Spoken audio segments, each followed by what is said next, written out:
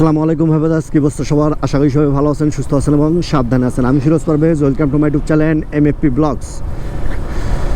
আর হ্যাঁ, আপনার আমার দা ভাইবাদার চ্যানেলটাও এখন থেকে ভিডিও পাবেন। দা ভাইবাদার চ্যানেলটাতেও ঠিক হয়ে গেছে, আর এখন থেকে দা ভাইবাদার চ্যানেলটাতেও নিয়মিত ভিডিও পাবেন আপনারা। তো আজকে বের হলাম আপনার একটা বিষয় নিয়ে কথা বলার জন্য, সেটা হলো এই সুজুকি জিক্সার মোনোটন বাইকটা নিয়েই। আমি সচরাচর এই সুজুকি জিক্সার মোনোটন বাইকটা নিয়েই বেশিরভাগ কথা বলে থাকি। তো আজকেও ব্যতিক্রম না, আজকেও এই সুজুকি জিক্সার মোনোটন বাইকটা নিয়েই কথা বলবো। আজকে কথা বলবো এই বাইকটার এমন একটা প্রবলেম আছে যেটা আমাকে অনেক ভোগাইছে, আশা করি আপনাদেরকেও ভোগাইছে। আর যারা নতুন রাইডার আছে তাদেরকেও আশা করি এই প্রবলেমটা ভোগাবে, এই সমস্যাটা ফেস করবেন আপনারা। তো যারা সুজুকি জিক্সার মোনোটন বাইকটা নিতে যাচ্ছেন বা ইউজ করতেছেন তাদের কমেন্টে মতামত চাই।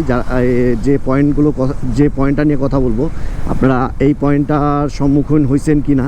তো যদি সম্মুখীন হন কমেন্টে আমাকে জানাই দিবেন, আর ভিডিওটা সম্পূর্ণ দেখুন। হ্যাঁ, তো আজকে যে পয়েন্টটা নিয়ে কথা বলবো সেটা হলো এই সুজুকি জিক্সার মোনোটন বাইকটার ইঞ্জিনের হিটিং ইস্যু।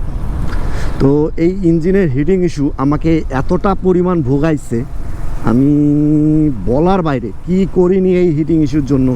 আমি ইঞ্জিন অয়েল সঠিক টাইমে, এমনও আছে যে আমি একটা সময় মিনারেল ইউজ করতাম 700-800 কিলোমিটার পরও চেঞ্জ করতাম, তারপরেও এই বাইকটার হিটিং ইস্যুর সমাধান আমি পাইনি। দেন তারপরে আমি এয়ার ফিল্টার দেন সব কিছুই পরিষ্কার রাখতাম, তারপরেও এই বাইকটার হিটিং ইস্যুর সমাধান আমি পাইনি। তো আজকের ভিডিওটা এই বিষয় নিয়ে কথা বলবো যে এই বাইকটার হিটিং ইস্যুটা আসে কিসের জন্য,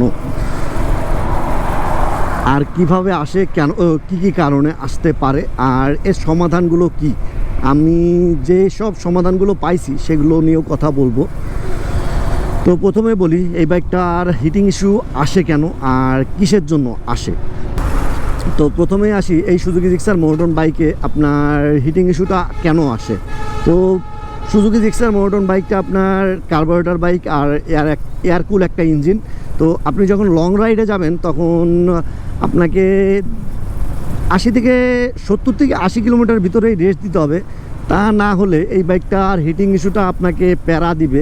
এমনও হইতে পারে যে আপনার হিটিং ইস্যুর কারণে আপনার বাইকটার স্টার্টটা বন্ধ হয়ে যেতে পারে, আপনার বাইকটা এমন সমস্যা দেখা দিতে পারে যেটা আপনি কল্পনাও করতে পারেননি যে এই হিটিং ইস্যুর কারণে আপনার বাইকের এত সমস্যা দেখা দিবে। তো প্রথম লং রাইডে আমার এই সমস্যাটা হয়েছিল। আমি একটানা 100 কিলোমিটার প্লাস রাইড করছিলাম, তখন আমার এই প্রবলেমটা দেখা দিয়েছিল যে স্টার্টটা অফ হয়ে গেছিলো আমার বাইকের। তো আমি ভাবছিলাম যে কিসের জন্য স্টার্টটা অফ হয়ে গেলো। দেন তারপরে ইঞ্জিনের দিকে দেখি যে আপনার ইঞ্জিন থেকে আপনার একদম তাপ বাড়িয়েছে, তাপ। আমি তখন জুতা পরেছিলাম, এই জন্য আমি অতটা বুঝতে পারিনি।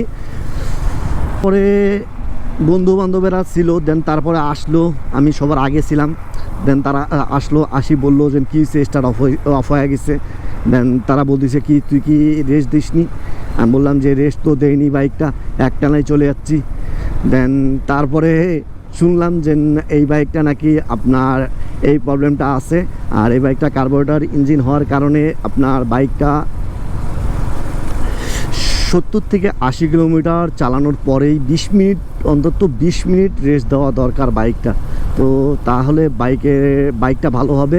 আর বাইকটার যে ইঞ্জিনটা গরম হয়েছে ওই 20-30 মিনিটে আপনার ছায়াযুক্ত জায়গায় রাখতে হয়। ছায়াযুক্ত জায়গা রাখলে আপনার বাইকটা একটু ঠান্ডা হয়, ইঞ্জিনটা ঠান্ডা হয়। দেন তারপরে আবার আপনি রাইড করতে পারবেন। দেন আরেকটা কারণ হলো আপনার ট্রাফিকে যখন থাকবেন আপনি, আপনার জ্যামে, মানে সিটিতে তো আপনার জ্যাম লেগেই থাকে টুকটাক। তো সেই জ্যামে যদি আপনি একবার আটকে যান তাহলে আপনার বাইকের ইঞ্জিনটা হিট হবে। মানে এই সুজুকি জিক্সার মোনোটন বাইকের ইঞ্জিনটা হিটিং ইস্যু আসবে, হিটটা হবে, এটা স্বাভাবিক ব্যাপার। কেননা এই বাইকটা এয়ার কুল একটা ইঞ্জিন। আপনি জ্যামে যখন আটকে আছেন, একটু করে আগায় দিচ্ছেন, আপনার বাইকে অতটা পরিমাণ বাতাস যাচ্ছে না আপনার ইঞ্জিনে যে আপনার বাইকটা আপনার হিটিং ইস্যুটা কমাবে বা আপনার বাইকটার ইঞ্জিনটাকে ঠান্ডা করবে, সেই পরিমাণ বাতাসটা আপনার ইঞ্জিনে ঢোকে না, এজন্য আপনার বাইকের হিটিং ইস্যুটা আসে। আর আপনি যখন হাইওয়েতে রাইড করেন বা একটানা রাইড করতেছেন, তখন আপনার হয় কি, তখন আপনি বাইকটা চলতেছে, দেন আপনার ইঞ্জিনটাও গরম হচ্ছে, বাতাসটাও ঢুকতেছে, বাইকের ইঞ্জিনটাও একটু ঠান্ডা হচ্ছে, একটু একটু করে ঠান্ডা হয়। বাট আপনি যখন ওই ট্রাফিক জ্যামে থাকবেন, তখন আপনার তো বাতাসটা ওই রকমভাবে ইঞ্জিনে প্রবেশ করতে পারে না, এজন্য এই হিটিং ইস্যুটা আসে। তো এই প্রবলেমগুলো সম্মুখীন হয়েছিলাম, আর এজন্য আমি অনেক প্যারা খাইছি, অনেক প্যারা নিছি। আর আপনাদের যদি বাইকের এই ধরনের প্রবলেম হয়ে থাকে, মানে এই হিটিং ইস্যুটা হয়ে থাকে, তাহলে অবশ্যই কমেন্টে জানাই দিবেন আমাকে।